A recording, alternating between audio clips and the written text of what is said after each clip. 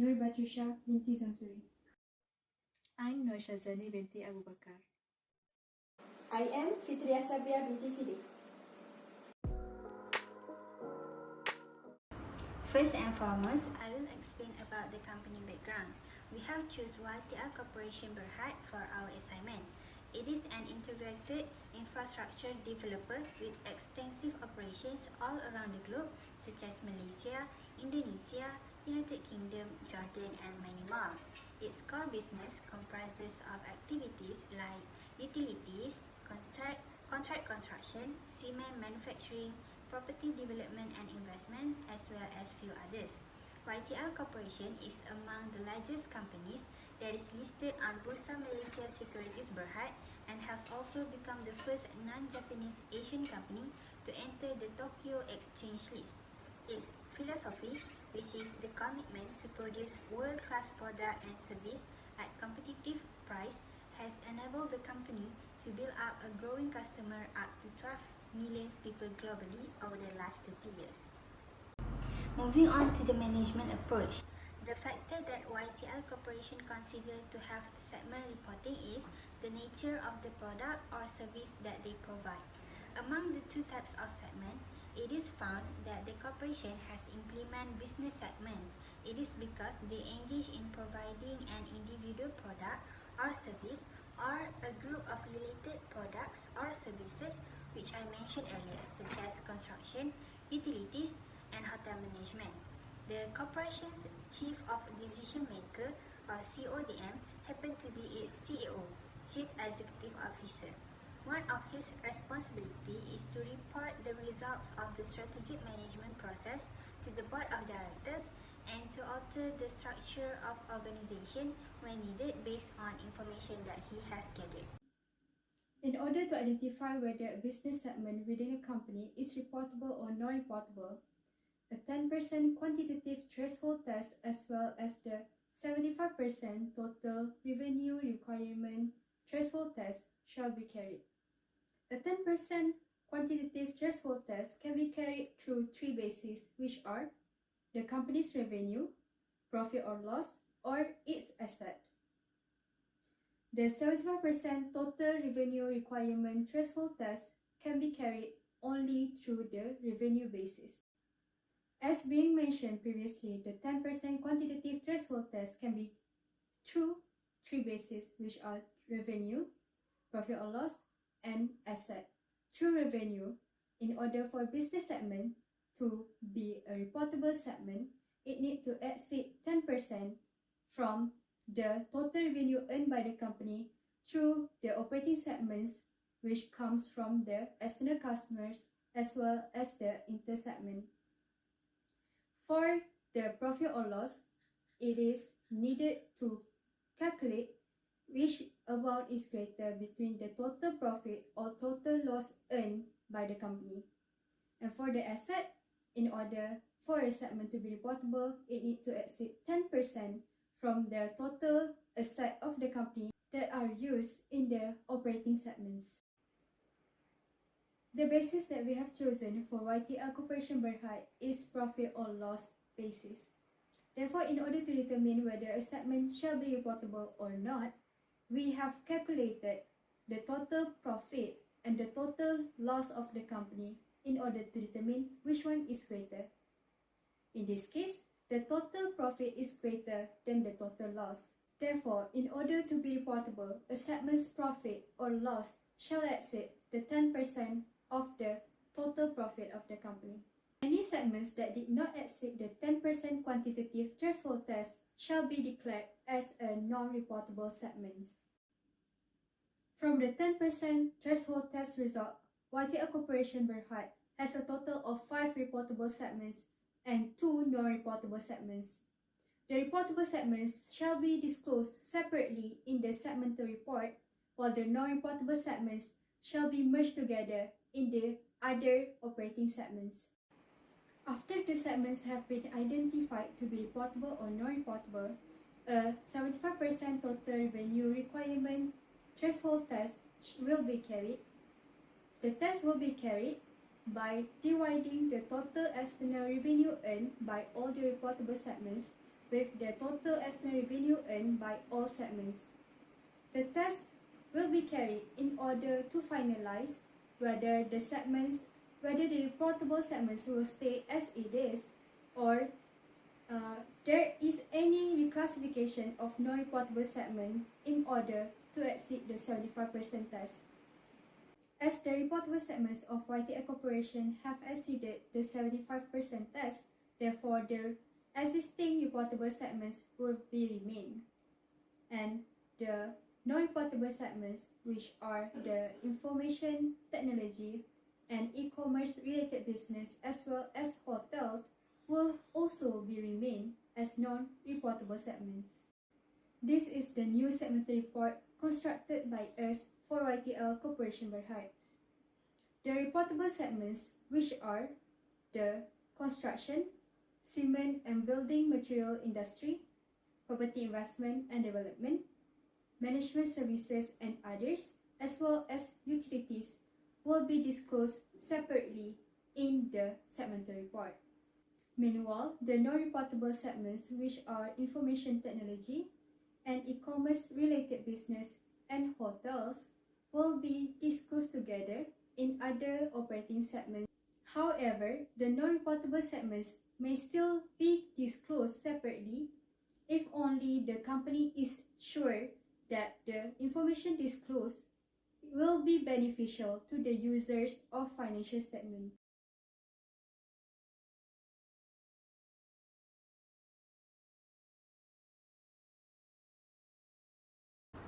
Segment reporting has both advantages and disadvantages.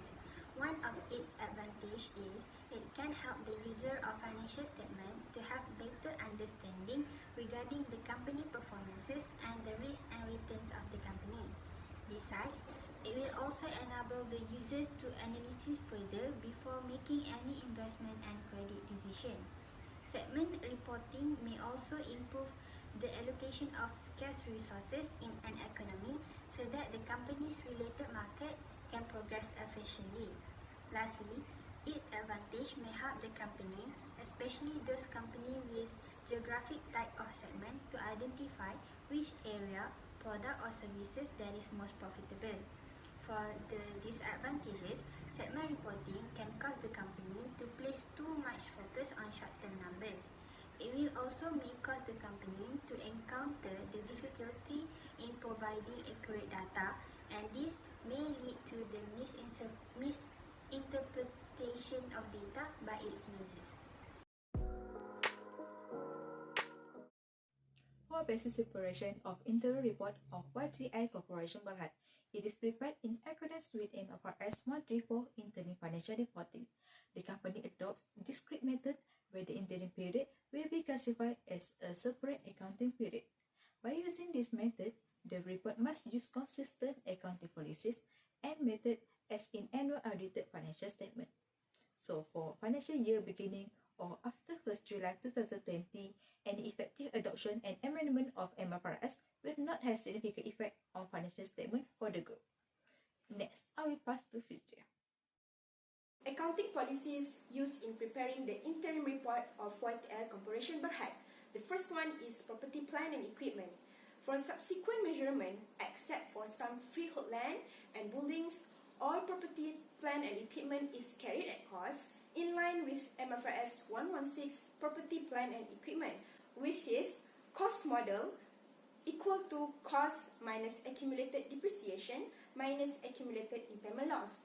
While for depreciation on property, plant and equipment is calculated using straight line basis over their estimated useful life.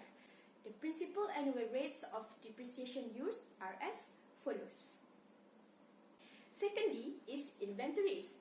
In line with MFRS 102 inventory, YTL Corporation Berhad measure its inventories at the lowest of cost and net realizable value. The cost calculated comprise the cost of acquisition as well as any expenses paid in bringing the inventory to their current location and condition. While for net realizable value, the expected selling price in the ordinary course of business less completion costs and other variable selling expenditure. Types of interim report prepared by the company. YTL Corporation Berhad apply condensed set of financial report rather than complete set in the preparation of interim financial report. Headings and subtotals are as per latest annual financial statement. Next, the explanatory notes explain the key events that have occurred since the financial year ended 30th June 2020 as defined by MFRS 134 in order to better comprehend the group's financial position and performance. The group's basic and diluted loss per share are calculated by dividing the net loss attributable to the parent for the financial quarter or year by the weighted average number of ordinary share in issue for the financial quarter or year. There was no significant changes in estimate of amount reported in prior interim or prior financial year. These are the financial statements prepared by YTL Corporation Berhad. There are 5 statements, unaudited, condensed, consolidated. The first one is income statement, statement of comprehensive income, statement of financial position, statement of changes in equity, and the last one is statement of cash flow. The period for the current and comparative of each statement prepared by the company.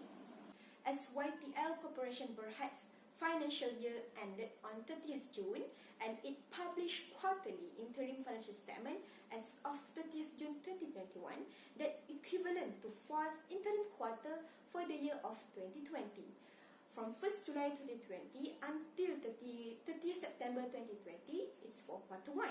For quarter 2, 1st October 2020 until 31st December 2020, and for quarter 3, 1st January 2021 until 31st March 2021, and the last one for quarter 4, 1st April 2021 until 30th June 2021.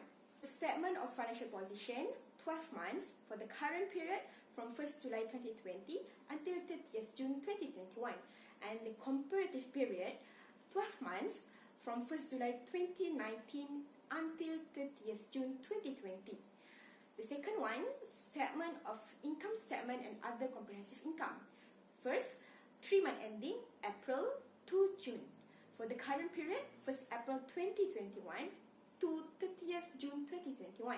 And we will compare with the 1st April 2020 to 30th June 2020. Second one, 12-month ending July to June.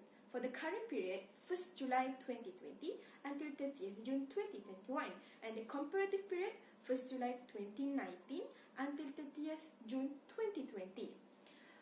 Next statement is statement of changes in equity, 12-month ending. For the current period, 1st July 2020 until 30th June 2021. For the comparative period, 1st July 2019 until 30th June 2020. Same goes to the statement of cash flow, 12-month endings too. Current period, 1st July 2020 until 30th June 2021. And for the comparative period, 1st July 2019 until 30th June 2020. Thank you, Fitria. So for the last part, there are 2 adjustments that are made in the 4th quarter for the year ended 2031 by using the statement of financial position as at 30th June 2021 and 2020. Here is the figure before the adjustment was made. The first adjustment is related to depreciation on vehicle.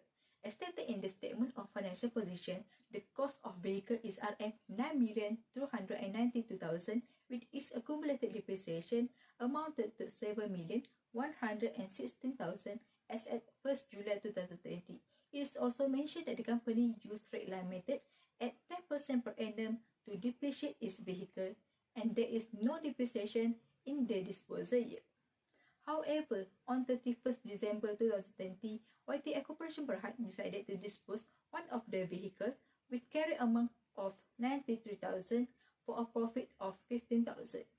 Initially, the vehicle was purchased at 155,000 ringgit.